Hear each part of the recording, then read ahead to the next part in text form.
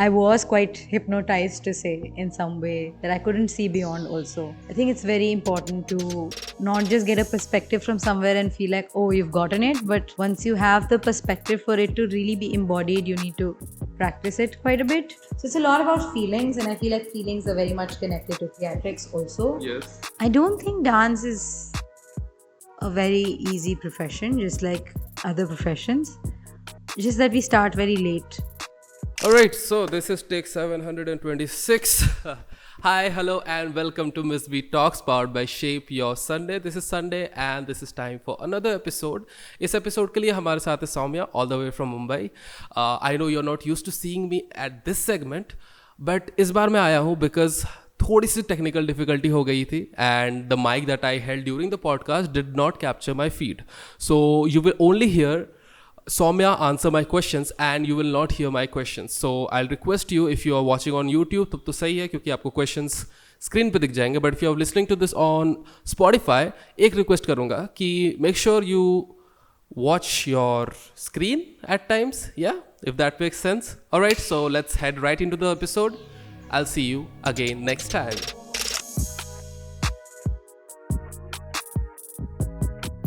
What is performance? Oh, it's in. If you're referring to the intensive that I take in Mumbai, then it's a week-long intensive which questions the idea of performance. And I think why it's important for me is because my entire practice in contemporary dance is shaped around this question of what is performance. Like initially, when I started teaching out independently, all contemporary classes used to start with a little bit of technique, which would borrow from, say, modern technique or ballet technique, and then the class would end with a contemporary routine, with a dance routine on a song, and I think performances like contemporary performance exposure was also very limited to what you saw on television, which was also very much you choreograph to a song. And that was something I wasn't feeling very comfortable with, or wasn't feeling like I was able to offer much by just teaching a choreography on a song. So I started to question, like, how do I construct my class, or if I have to present something, how do I create, which is just not based on music, because contemporary dance doesn't start from music, or it's not rooted in a music genre like hip hop or wacking or house, who have a very strong music background. So I questioned a lot like what performance is and how I would want to create performance. And then I found a lovely collaborator, Jia Singh Arora, who's a filmmaker and who also looks at performance from a very open perspective. Like performance is also, when we have to lie to our parents, and how we kind of make up a story in the moment and we say that. Or when I visited Conflictorium in Ahmedabad, there was a lovely performance which is called The Power of New, where it's the setup is of a barber setup, and the house actually where Conflictorium is her house, and she was, I think, the first hairdresser in Ahmedabad, if I'm not wrong. And there's a lovely recording where you're listening to it, and they're guiding you to look at yourself in the mirror, and they're talking about identity and how she was giving identity to different people by changing the way they looked. And the whole time it felt like it was a performance and I was an audience, and it was quite immersive. And I think that also triggered the idea of like how broad performance is and how many spaces it can be. So I think that's where it came about. So yeah, I think the question is still pretty open, like what is performance?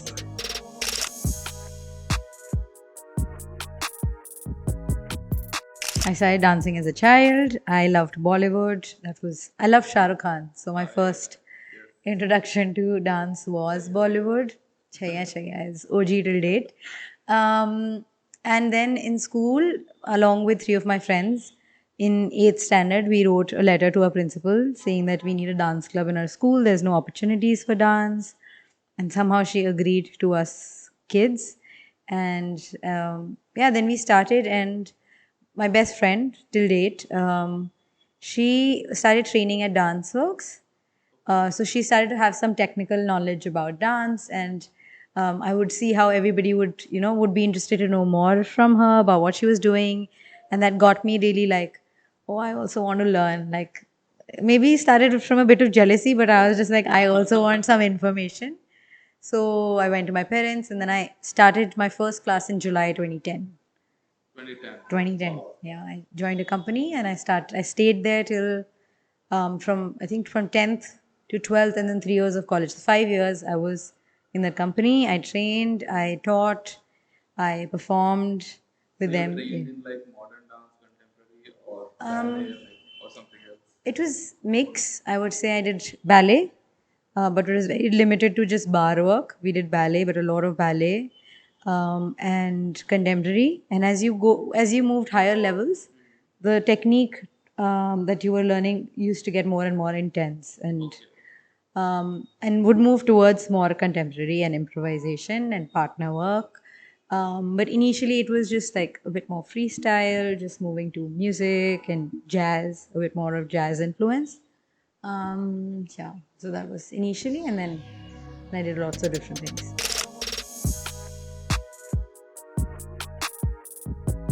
Right. I think when I was doing Bollywood, I wasn't thinking of dance as profession. I only thought about dance as profession once I joined the company as a student, and then when they encouraged me, they gave me scholarship. I started working as a probationer, and then joined the company. So that's what really got me thinking about dance as a profession. Until then, it was just like having fun. I was enjoying.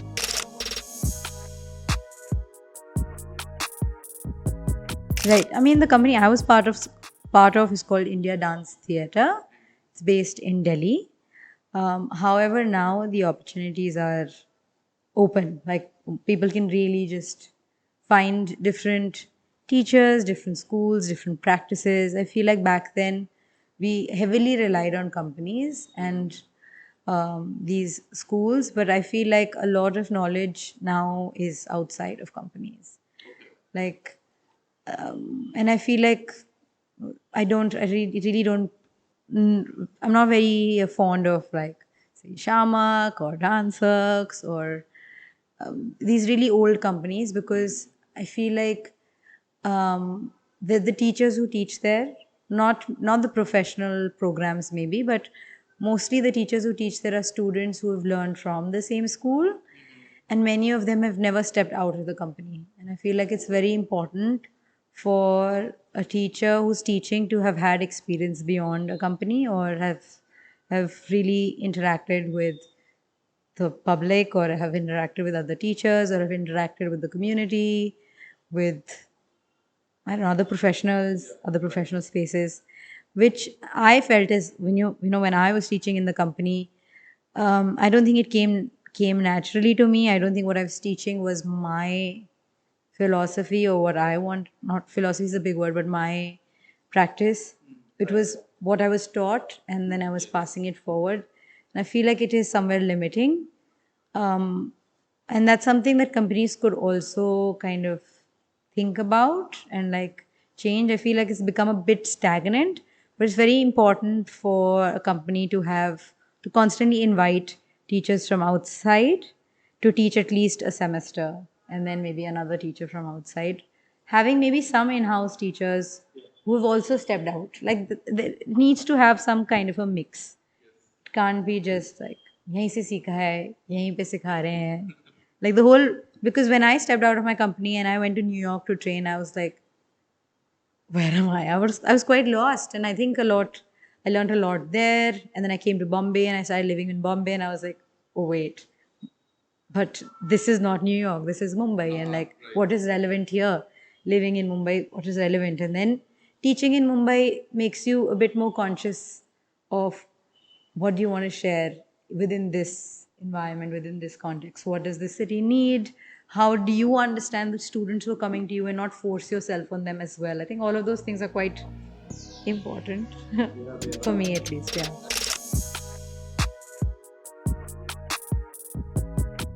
I think when I went to New York, I was quite lost. I didn't know better, and my dad was like, you wanted to step out, you wanted to train outside, why don't you go? You're becoming very stagnant and just staying in a company. And I feel like I was quite hypnotized, to say, in some way, that I couldn't see beyond also. I feel like that happens with a lot of dancers, that once they're in a company, they feel like that's their whole life. And it's, I feel, a conditioning also. I have nothing against company, but this has been my experience and what I've seen, at least in India. Outside, the culture is different. The whole setup of a company is different. So when I went to New York, I was a bit like, I was just, I just knew that school and I wanted to go, and I applied for a program. So I was still kind of understanding everything. By then, at that time, I knew that I really loved ballet and I wanted to learn more of that, because I felt like opportunities of learning ballet in India were, they were there, but they were limited and expensive also. And there I was able to learn from the best teachers, and I was doing 6 ballet a week out of my 12 classes, and I was enjoying that a lot. And I had a good bunch of friends who were like, who we would just inspire each other, so it was fun to be around. But the competitiveness of the school really bothered me a bit, because everything was too competitive and everybody wanted to be the best, and a lot of that was there, which, and I didn't find like the kind of work I do now is not really inspired from anything I learned there. From what I learned from there was probably how I could run a space, which I came back and I did in Mumbai for a few years, for 3 years. Then when I went to Paris, it was a very conscious choice. I wanted to learn from this one teacher who had come down to India and had taught at a residency, which also was like a turning point in my career. So his name is Rob Hayden, and he's from a company called Ultima Ways. And he really kind of, I don't know, I had an experience of 5 years working in a company. I had an experience of training in New York, and I came to this residency and I was like, there's nothing I can hold on to. And it was asking me to bring something more. And at that time, I didn't know. I mean, I was understanding, I was trying to understand what that is, but it was very sensorially heightening, that like that environment of learning. It was very intuitive, impulsive, grounded in many ways, and and the language in which they taught was very based on weight, or based on um, like regular words, not so technical terms. So that made me view things differently. I think it changed my perspective of seeing things, and I wanted to know more. So I went to um, Paris, and Paris, my training was a lot based on performance and the way, in the different ways people create or perceive performance. Again, that opened my mind in many ways, and they also made me see improvisation or understand improvisation differently. It wasn't just about, oh, just move away, you haven't moved before. Uh, and then I came back and I was very conscious of how I was practicing, or how I was developing my practice, or what I was stepping into, or what class I was stepping into, to keep that to keep that vision of the way I was seeing compositions, the way I was seeing things alive. And then there was a saturation point for me last year, 2022, no? Last year was 20. I went 22. Huh. So 22, right. Where I had been teaching, I had developed my own method and I was teaching quite a bit. And I had left the company. I had left working for Nrityashakti. Then I wasn't running a studio. I was primarily teaching because I felt like I found like a direction, a clear direction, also for my own practice as a dancer and then choreographer. But I think I was feeling very saturated because I wasn't uh, feeling a community around me, or people who understood me, or who I could learn from, which made me want to go somewhere again. I first thought of Tic Tac Center, which is in Brussels, to learn like flying low or improvisation on stage from David Zabrano. I didn't get my visa on time. And then my second uh, pick was Berlin, which is a completely, it's called Research or Die. Yeah, it's a it's a month long festival where there are many different research-based workshops. The research could be in theater practice, in physical practice, in flow work practice, in performance practice, in Tai Chi or somatic practice.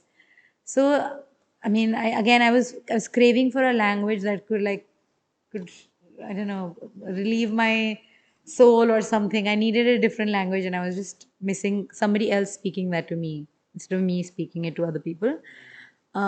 Yeah, so I went there and I did a partnering workshop, an acrobatic workshop, a Tai Chi workshop, movement research, and and a theater workshop.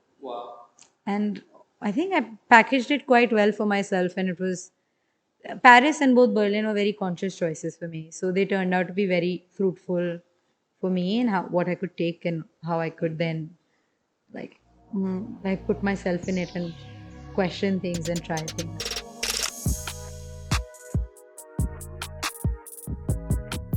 I haven't done apart from my company spending years in like doing a diploma from there. I haven't really spent more than a month outside. Every time I go, apart from New York again, that was 4 months. But everywhere else that I've gone, it's been 1 month. And then when I come back, I have quite a lot to kind of process and work with. And I think it's very important to not just get a perspective from somewhere and feel like, oh, you've gotten it. But once you have the perspective for it to really be embodied, you need to practice it quite a bit. And that's when you feel like, oh, like whatever information I have gotten, it's in the body. And I think that for that, practice is quite important. And in that sense, I still feel I haven't practiced everything that I've kind of understood, like my mind is open to, and I feel like it takes time.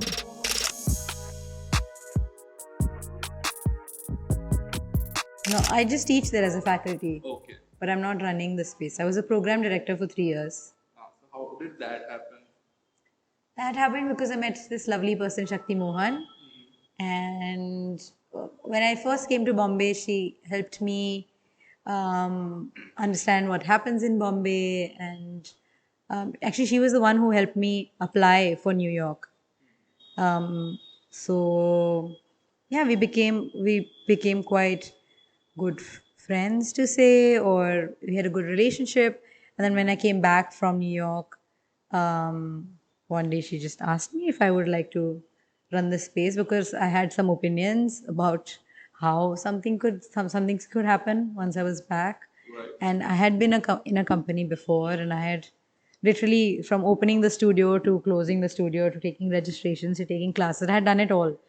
So I had that experience, and then I had the experience of New York, and I had certain ideas of how I felt things could work. So she was quite. She asked me, and then I think for the first couple of years, I had a lot of freedom in how I wanted to do things, and I really appreciate that because that's what helped me build that space and like create programs and bring in faculty who were doing amazing work within the city. And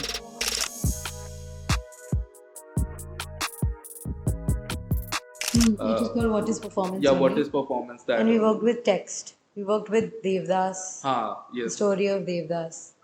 I think I just in general work with a lot of relationships, like relational work. Like, what's the relationship that I have with the space or with my own body? And I've opened and deconstructed my techniques so much that it then very naturally connects with words. Um, like, how to explain? Like I've broken down, rhythm is about speed. Now, when you're moving fast, what does it feel like? When you move slow, what does it feel like? What does it feel like when you're really slow? So it's a lot about feelings, and I feel like feelings are very much connected to theatrics also. Yes. And how is something feeling? And to explore that constantly, or like how is your finger feeling, or like even working with just how's your hand communicating sometimes. And that an entire story can be told by the relationship of your hand and see how it wants to move, or like your hand in relationship to another person's hand, or your hand in relationship to your knee. And so like trying to understand bod, like breaking down body and working in different body parts and considering them as an entire entity in itself also.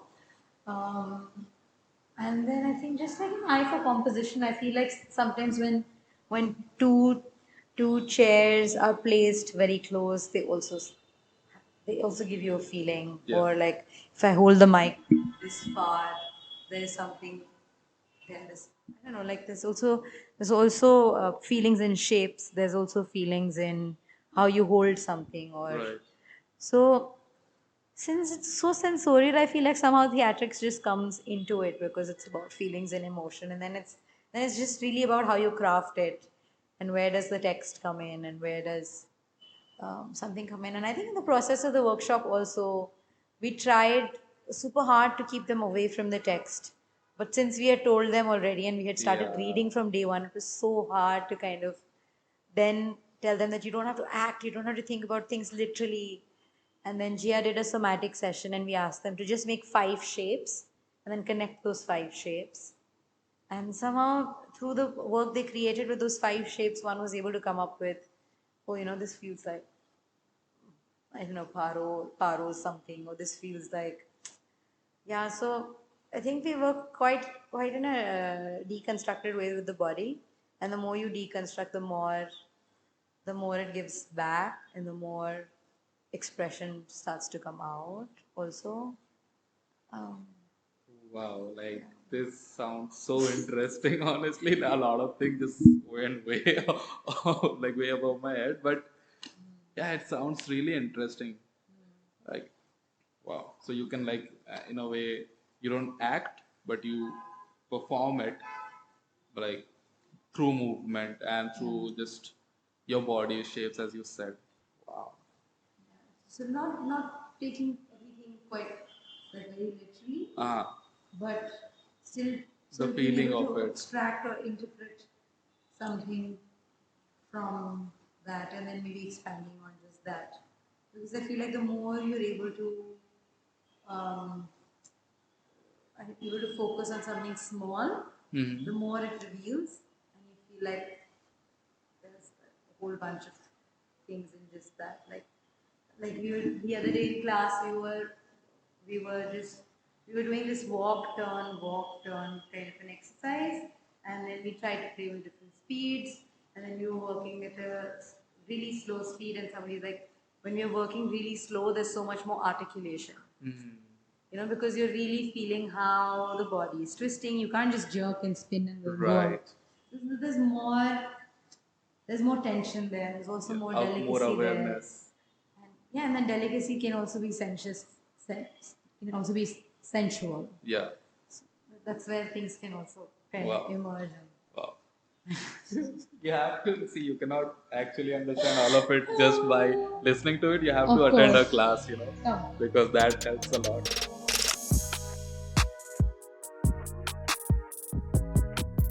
I don't think dance is a very easy profession, just like other professions. Just that we start very late. In dance, especially in India, it's not something that unless we're doing classical, but I don't know now how many youngsters are really interested in classical form, which I feel like is a bit sad, because it's beautiful, even though I haven't really learned Indian classical, but I'm very fascinated by how contemporary dance has evolved within India also. It's still not like people don't know much about it, but I consciously read and still try to learn more and more about it as much as possible. And so, yeah, coming back to, it's not an easy profession. It's not impossible. Nowadays, there are many opportunities within dance, but you have to really understand, like, what do you want to make money from, whether it's through dancing on stage or doing a production. And again, opportunities like that might not arise in a small city, maybe like to audition or to apply for performances on stage. But nowadays, a lot of musicals are happening. A lot of performances with artists are happening. Like initially, when I started in Bombay, my main source of income as a dancer was through performing for A.R. Rahman. I toured with the group of A.R. Rahman with Arun and Chetan. And I was performing constantly with Monica Dogra live. So I was performing with these two artists, and that would be one of my sources of making money, apart from, of course, running a studio, which is my primary income. But it, like, I think as a start, it wasn't bad at all. But at some point, I had to say no to it because I felt like some bits of it were against my principles as a dancer, or like wasn't contributing to my growth. So, but now having like to say no to it, also you need to see, like, okay, you can say no to it, but how are you going to then make a living since not living in a city where your parents are? So it's always a tricky thing. Maybe for some time you do have to continue working in fields of dance that aren't exactly something that you resonate with, but you can also do other kind of part-time work. It is very much possible to earn with dance, but again, it's not easy. I think that's the thing. You have to be very. And why I say it's not easy is because sometimes working as a dancer and earning money through dance makes you lose your voice as a dancer, or like your own path that you initially started with goes away. Sometimes it might resonate with you. I think the ideal is to be able to find a work that you really resonate with, and you're able to make money from that. And I feel like every city or every um, space in India should start to look at it and like create more opportunities, or like studio spaces, or people who have the resources should create more opportunities for dancers. One way of making money, like my primary source of money, is through teaching. And again, to I feel quite privileged to be teaching what I really believe in. It has taken time, and while it took its time, I was running a studio space. So that's how I made my money initially, like running a space and working day and night, and also having the flexibility to be able to tour with A.R. Rahman, or like with other shows. I had that flexibility that I could, do other work. Um, yeah, and now it's through my workshops, it's through sometimes performance opportunities, which are still quite rare. But I feel like somehow India is a place where you can create opportunities for yourself. I also believe that a lot. Like Miss B to say, like they're doing such an amazing job, and it's a space run by dancers mostly. Like it's run by dancers or volunteers, and I feel they're doing such amazing work, and they're always looking out for new people, new interns to kind of come in. And I think to be able to create something like this of my own in Bombay would be also a dream. To like have your own space. Like I've run a studio for someone, but then still doesn't give you the same amount of freedom, because my idea of like my desire to give opportunities to people could be very different. Um, yeah, than having to have permission from somebody else. So that's a bit complicated, but I do think about it constantly, like how in the future also one could be able to give more opportunities to dancers. Um, so there are opportunities nowadays. You can also make a lot of like opportunities through online video work. Content creation has become a big thing. Um, and I think it's very important to invest in your training, learning constantly if you want to be able to make money in the long run within this field in a way that is authentic to you and your practice. And that also contributes to the country you're living in a way that you're also developing the culture and not just making money out of what's new today, what is paying today, what is entertainment, but is it also kind of pushing the scene within the spaces you are?